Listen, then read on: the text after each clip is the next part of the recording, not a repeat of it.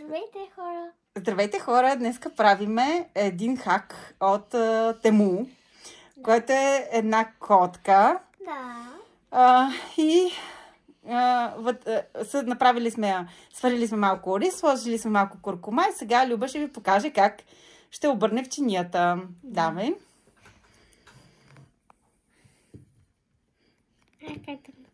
Давай изведнъж.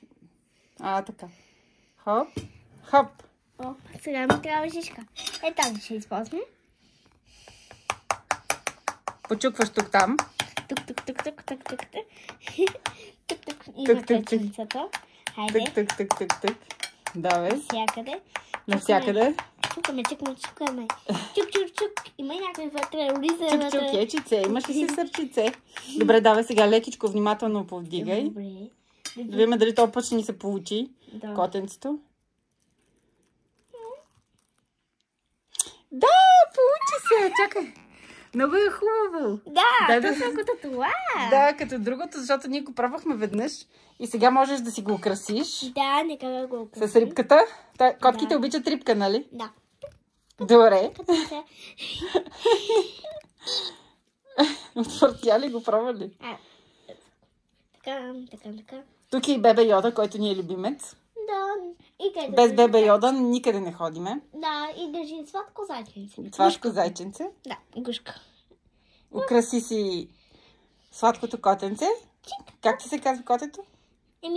Пепи. Пепи, добре. Да, наистина е като Пепи. Пухчо. Имаме си Пепи коте, което е рижичко. Да, ето ни. Готов ли е Пепи? Ето сега ще е готов. Всеки момент. Я сега опитай да видим дали ще ти хареса ориз. Надявам се да ти хареса.